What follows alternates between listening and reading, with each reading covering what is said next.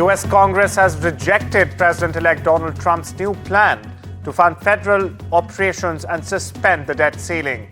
This comes just a day before a potential government shutdown. Democrats stood firm, refusing to back Trump's sudden demands. The quick fix by the Republican leaders also failed to gain traction. Lawmakers couldn't secure the two-thirds majority needed for the plan to pass. The bill fell short, failing 174 to 235. Now, this is a significant blow for Trump and his ally Elon Musk. Both had strongly opposed the bipartisan compromise reached earlier to avoid a holiday season shutdown.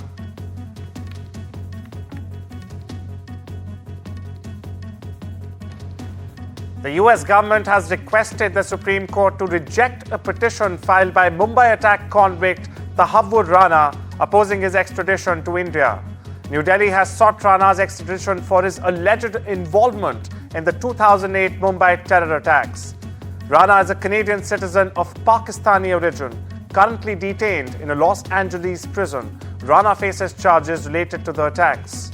He is linked to Pakistani-American terrorist David Coleman Headley, a key conspirator in the 26/11 attacks. Vladimir Putin is prepared to meet US President-elect Donald Trump, quote-unquote, whenever, indicating potential openness to talks to end the Ukraine war. The Russian leader has said that Moscow is ready for compromises. Kremlin sources believe Putin is aiming for a ceasefire deal that would force Kiev to give up on its NATO ambitions and limit the size of its army. Listen in to what the Russian president has to say. Отношения друг друга и как мы делаем основано на полном доверии. Ну, во-первых, я не знаю, когда мы с ним встретимся, да, потому что он об этом ничего не говорит. Я с ним вообще не разговаривал более 4 лет. И я готов к этому, конечно, в любое время. Готов буду и ко встрече, если он захочет этого.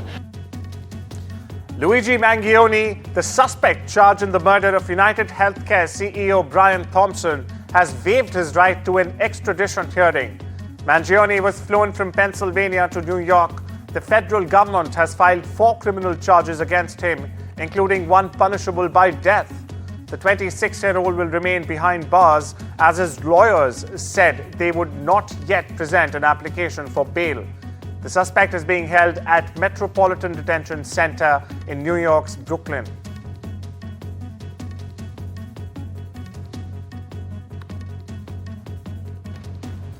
Doctors Without Borders, also known as the MSF, has accused Israel of ethnic cleansing in Gaza. Now, the accusations were labeled in a report titled Gaza, Life in a Death Trap, documenting the 14th-month Israel-Palestine conflict. Now, the report documents 41 attacks on MSF staff, including airstrikes on health facilities and direct fire on humanitarian convoys.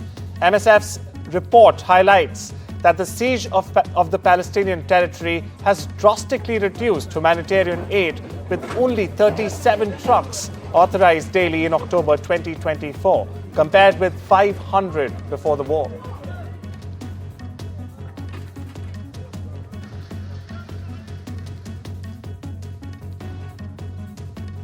Top US diplomats have arrived in Damascus to meet new Syria leaders in their first visit since Assad's ousting. Now, the State Department has said that the delegation will speak directly with HTS leaders and seek clues on missing Americans, including journalist Austin Tice. The US had officially designated HTS as a terrorist organization.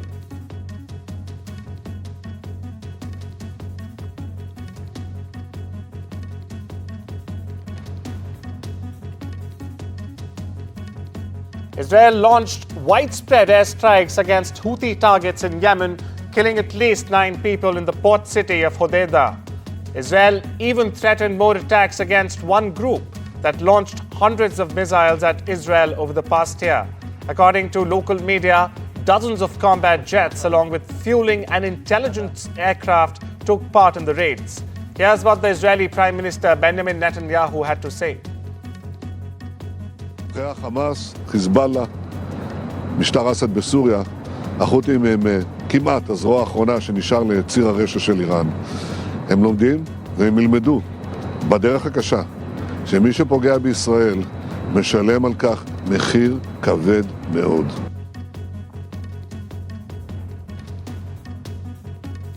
Foreign Secretary Vikram Misri is on a 3-day visit to Mauritius beginning today. This is the first high-level engagement between India and Mauritius after formation of the new government in the island nation.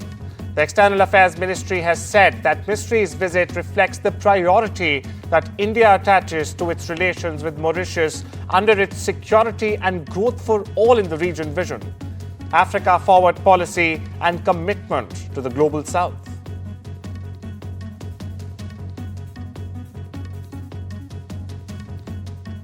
A Romanian appeals court has ruled that the human trafficking case against influencer Andrew Tate, his brother Tristan Tate, and 2 Romanian women cannot proceed to trial. Now, the decision was based on multiple legal and procedural errors by prosecutors. They are accused of human trafficking and forming a criminal gang that sexually exploited women. Andrew Tate is also facing an additional charge of rape. However, it does not mean that the Tates or the 2 women will be released. The case remains open and a separate legal case against the brothers is also ongoing.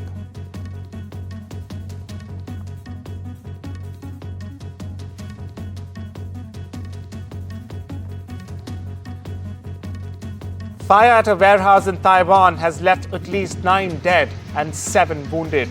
Local media is reporting that the fire started shortly before 1:30 p.m. local time with over 20 people stranded. One person jumped from a 3rd-floor balcony to escape the fire but sadly succumbed to his injuries. First responders were seen at the scene moving injured people on stretchers.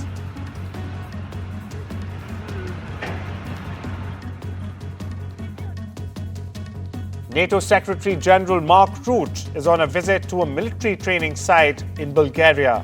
He inspected the activities of a multinational unit set up as a response to Russia's invasion of Ukraine in 2022. Rutte emphasized on the importance to ensure the alliance continues to provide military assistance, training and advice to Ukraine so that Kiev can one day start peace talks from a position of strength. Listen in. Bulgaria is also helping Ukraine to defend against the Russian aggression, and I want to thank you for your great contribution to help Ukraine to be able one day to start talks on a peace deal from a position of strength, and that is what we need to achieve. The Georgia Court of Appeals has ruled to disqualify Fulton County District Attorney Fani Williams from prosecuting the case against U.S. President-elect Donald Trump and his alleged co-conspirators. The charges are related to the alleged subversion of the 2020 election. The long-awaited decision comes in a state criminal case that has already faced delays. Now, the ruling raises questions about whether the case can actually proceed in court or not.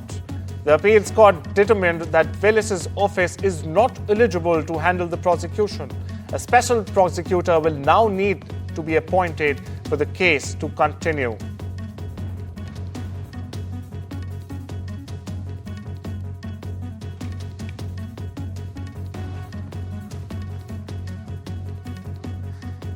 India has been the country receiving highest remittances globally for years now. This year was no different. India topped the list of recipient countries for remittances in 2024, receiving an estimated inflow of $129 billion, followed by Mexico at $68 billion and China at $48 billion. India has steadily been receiving remittances of over $100 billion each year for the last 5 years, except in 2020 when the COVID-19 wave had peaked. That year, India saw an inflow of $83 billion. In the last 10 years, India's overall remittances have grown by 57%.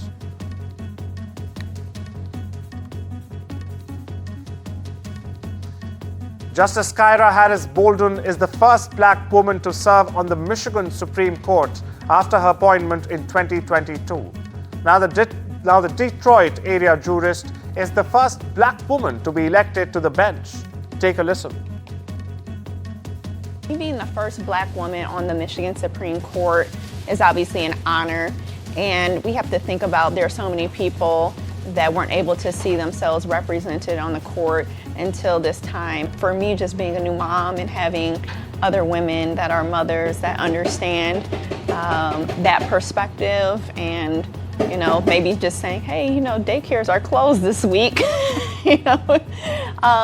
but it makes a difference because we actually govern. We actually make court rules at the Michigan Supreme Court. A lot of people don't know that. Hanzuacheng Bridge, China's largest spatial inclined and eccentric tide arch bridge, successfully completed its load test on Thursday. Now, this comprehensive check before the bridge opens to traffic lays a solid foundation for its opening at the end of the year. The bridge is located in Swanshu city, spanning a total length of 1,119.5 meters. It stands out as a remarkable engineering feat. New Year and new resolutions. In January 2025, Belgium will become the first European Union country to ban sales of disposable vapes because of concerns about their use among children and the environmental damage they can cause. Now, this move is part of an anti-tobacco drive in the Western European country, where government data shows most young smokers start the habit with electronic cigarettes or e-cigarettes rather than regular tobacco cigarettes. Germany and France are working on laws to ban single-use vapes. Britain, no longer an EU member, will ban their sale in June.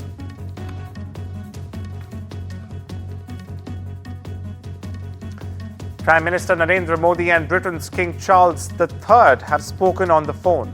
The two leaders reaffirmed India-UK ties and exchanged greetings for Christmas and the New Year. They also exchanged views on the Commonwealth Heads of Government meeting in Samoa, which was held in October. PM Modi did not attend that meeting.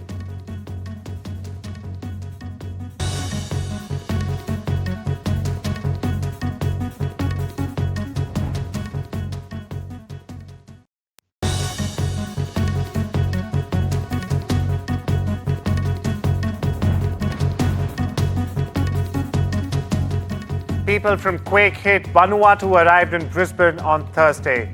Rescue efforts continue in Port Phillip and other earthquake-affected areas of Vanuatu. The earthquake hit at a depth of 57 kilometers and was centered 30 kilometers west of Vanuatu, a group of 80 islands home to about 330,000 people. The Chief Superintendent of Queensland Fire and Rescue, Douglas May, has said his team had seen several major collapse sites where buildings have fully pancaked down. Listen in.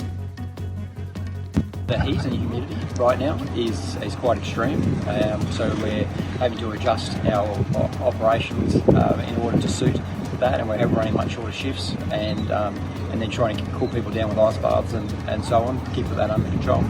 And then the communications systems are down here at the moment, so we're now fully reliant on our satellite and radio communications, which is taking a little while to set up, so it slows things down considerably. And then generally just connecting with a disaster management organisation which speaks another language, and so we've been working closely with them and the local. A winter storm has brought along with it snowfall and strong winds to the upper Midwest, slowing traffic and forcing North Dakota officials to shut down an interstate highway. The National Weather Service issued a winter storm warning for Minnesota, Wisconsin, and the Dakotas, where some interstates were covered with snow. Several slide-offs were reported causing injuries, but there was no immediate reports of harm or death. Up to 7 inches of snow engulfed Minnesota, including the Twin Cities, where several accidents were reported as snowfall intensified.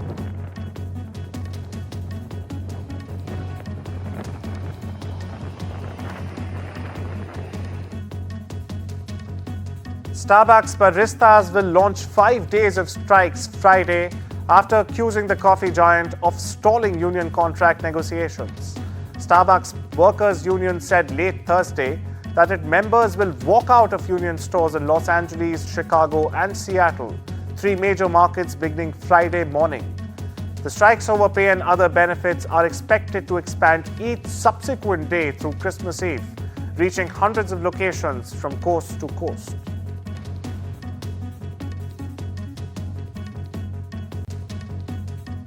FedEx has announced the much-anticipated spin-off of its freight truck division on Thursday as it restructures operations to focus on its core delivery business. Share jumped 8% in the after hours of trading, adding $5 billion to FedEx's market cap. Analysts believe the spin-off could unlock up to $20 billion in shareholder value, while clearing the way for FedEx management to zero in on merging operations of its separate express and ground units to boost profits. Nike offered a muted forecast on Thursday, reversing gains in its shares made earlier in the day after the embattled sportswear sellers' quarterly results beat estimates. The Beaverton, Oregon-based sportswear company, which has been scrambling to regain market dominance in the face of intensifying competition, predicted revenue would fall by low double digits in the third quarter. Analysts on average had expected revenue to fall 7.65% to $11.48 billion for the current quarter, according to data compiled by LSEG. The dollar was set to cap the week on a strong note on Friday as it was perched near a two-year high, bolstered by a hawkish US rate outlook, while the yen struggled to stay afloat as it again weakened to a new low. Currencies took a breather after huge moves in the previous session, sparked by a broad rally in the greenback that drove its peers to milestones low, with South Korea once sinking to a 15-year trough, the Canadian dollar trembling to its weakest in more than 4 years, and the Australian and New Zealand dollars hitting two-year lows.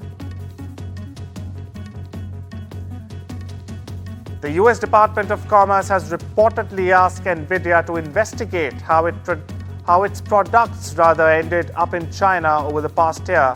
In response, NVIDIA has asked major distributors, including Super Microcomputers and Dell Technologies, to conduct spot checks in their customers in Southeast Asia. The Biden administration has intensified its crackdown on chip exports to China. Last year, the US expanded a ban on selling high-end AI chips to the country.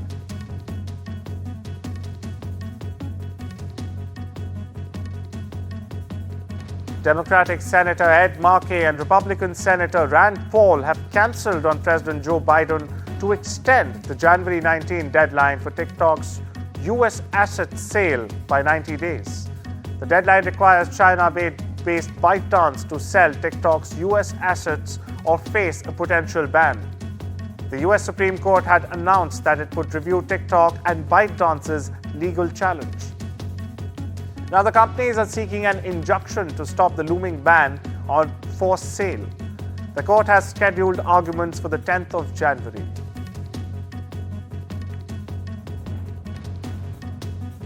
Amazon has said it will implement safety measures at all of its US facilities to settle a federal agency's claim that it failed to prevent workers from developing back problems and other ergonomic injuries. Amazon settled a series of complaints by the Occupational Safety and Health Administration involving 10 facilities across the country, which were set to go to trial before administrative judges next year.